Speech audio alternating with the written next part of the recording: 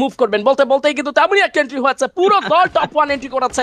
Obaidul versus top 1, head to head engagement আরো একবার start হয়ে গেছে। ওবাইদুলকে উদ্দেশ্য করে অনেকগুলো ড্যামেজ চলা শুরু করে দিয়েছেন, সেই জায়গায় ইটস কাব্যদের এন্ট্রি হবে। থার্ড পার্টি টিম হিসেবে ইটস কাব্য প্রপার ফাইট কে এখান থেকে বের করে নিতে পারবেন কিনা। ওবাইদুলকে শুরুতে কিন্তু নক করা হয়েছে শুভর সাইড থেকে, এন্ড অভিজিৎ কিন্তু রাশের জন্য প্রস্তুত। অভিজিৎ জাম্প করতে যায় বাট মাহফুজের ড্যামেজ, নিলয় গেমিং দূর থেকে অভিজিৎকে নক নিয়ে নিয়েছে। থার্ড পার্টি টিমটাই কিন্তু সবচাইতে কাজের কাজটা এখানে করবে। টপ 1 কিংবা ওবাইদুল ভাই দুটো দলের উপরেই চড়াও হয়ে গিয়েছেন এই মুহূর্তে টিম ইটস কাব্য, যেখানে রয়েছে নিলয় গেমিং, রয়েছে F16 light. Light is a very good performer, short range long range it doesn't matter for him, যে কোনো মুহূর্তে যে কোনো ফাইট ইজি করে ফেলে। তবে এই মুহূর্তে শুভর খুবই দুর্দান্ত সিটি শটে নক চলে আসবে, তবে কিলটা এখানে ফিনিশ করবেন ওবাইদুল। কিল স্টিল হচ্ছে, একে অন্যের কিল চুরি করছে, তবে কেউ কিন্তু ছেড়ে কথা বলবে না। Third party team completely wipe out হয়ে গেছে।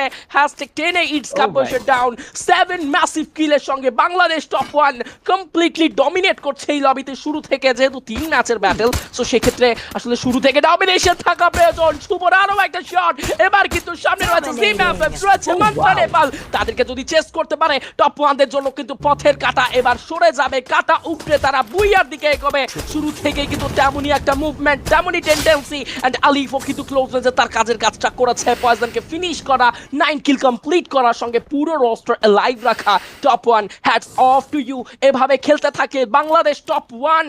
আপকামিং ডেজ গুলোতে মনস্টার রোল প্লে করবে, ডমিনেট করবে, কমপ্লিট স্পোর্টস গ্রাউন্ড রুল করার মতো ক্যাপেবল এই টিম, যেখানে ডেডিকেটেড পারফর্মার হিসেবে মেহেদি মাহফুজের সঙ্গে শুভ আলিফকে আমরা দেখতে পারবো। এক্স্যাক্টলি, এবং সেই সাথে সাথে মেহেদির হেডশট আরো একবার প্রমাণ করলো এই লবির সেরা পারফর্মার এই মুহূর্তে কারা এবং লবিতে ডমিনেট কারা করছে।